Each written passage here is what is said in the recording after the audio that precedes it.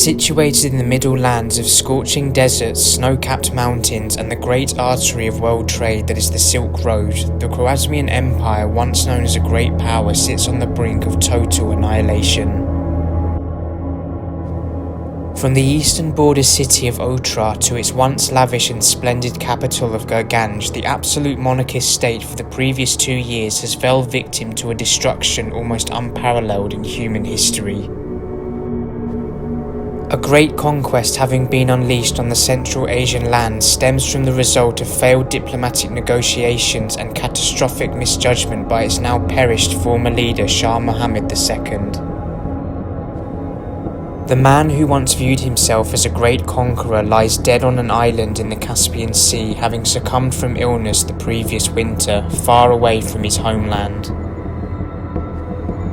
The consequence of his antagonistic nature to another great conqueror from the east has left millions of his citizens dead and the few who survive as enslaved or as refugees. The bringer of this great destruction is a leader birthed with the name of Temujin, or better known throughout the annals of history as Genghis Khan.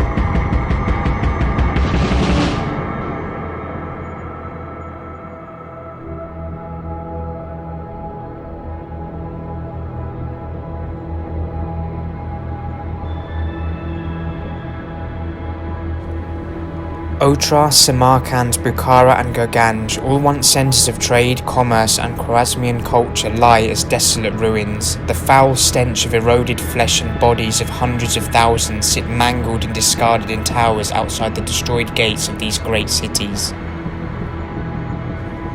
Soldier, common citizen, man, woman or child all lie amongst the piles of corpses. The few who are spared are brought into the Mongol armies as technicians and artisans.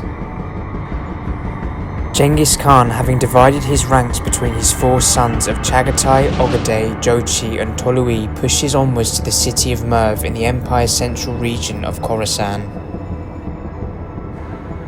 A day's ride ahead of the Mongols arrive desperate refugees from the empire's decimated towns and villages, their numbers few and far between. These migrants, many of whom civilians without food or coin, are harboured in the households of the good people in Merv. Garrisons stationed at the city walls fortify their positions and arm every able-bodied male in the city. With the vast majority of the population being followers of Islam, the families of Merv ask their god Allah to grant them strength and courage in their darkest hours. Throughout the final day as a settlement of peace, the city prepares for one of the greatest fights in its history. Beyond the horizon, the thunderous sound of hooves strike the earth, accompanied with terrific cries of blood and war from Mongol soldiers. Riding alongside Genghis Khan is the youngest of his sons, accompanied with up to 200,000 of Mongolia's hardiest warriors. As the army of the Khan reach Merv's outer walls, roadways are blocked, supply lines are severed, and any people still outside are slaughtered. With Merv's small garrison force outnumbered more than 10 to 1, the Mongols fighting in the presence of their great Khan unleash fire and fury upon the desperate city. For 6 days, Tolui Khan besieges the city before unleashing a massive assault on the 7th. The garrison are granted minor success by repelling the first waves of Mongols. However, after a failed counterattack, the remaining soldiers of Merv retreat behind its walls. The following day, the governor surrenders to Tolui, having been promised that civilians are to be spared a similar fate to that of Gurganj and the fallen Khwarazmian cities. But despite this, Tolui grants the people of Merv no such mercy. As described by Arab historian Ibn al-Athir, what follows is the total destruction of the city. Genghis Khan sat on a golden throne and ordered the troops who had been seized should be brought before him. When they were in front of him, they were executed, and the people looked on and wept. When it came to the common people, they separated men, women, children, and possessions. It was a memorable day for shrieking and weeping and wailing. They took the wealthy people and beat them and tortured them with all sorts of cruelties in the search for wealth. Then they set fire to the city and burned the tomb of Sultan Sanjar and dug up his grave looking for money. They said, "These people have resisted us, so they killed them all." Then Genghis Khan ordered that the dead should be counted, and there were around 700,000 corpses.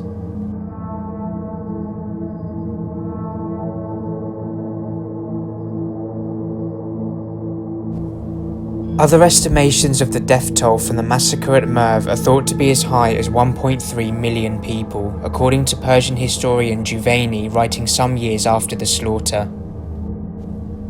Among these are thousands of Mongols, but the majority civilians, innocent people ruthlessly butchered in a nearly incomparable amount of bloodshed.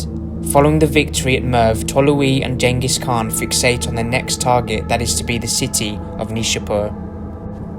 This settlement, famed for its pottery and Islamic cultural heritage, had initially heeded to the might of the Mongols during their pursuit of Shah Muhammad II in 1220. But false rumours having spread of a Mongol defeat at Merv emboldens the leaders of Nishapur to defy their occupiers.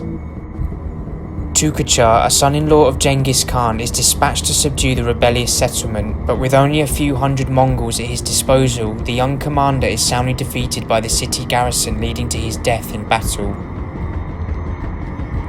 Upon receiving word of Tukachar's death, Genghis Khan, seething in anger, commands that the city is to be destroyed, and from the smouldering ruins of Merv ride Tolui and his army. After reaching the towering minarets of this fine Khorasan city, Mongol siege engines and catapults begin their bombardment of the walls.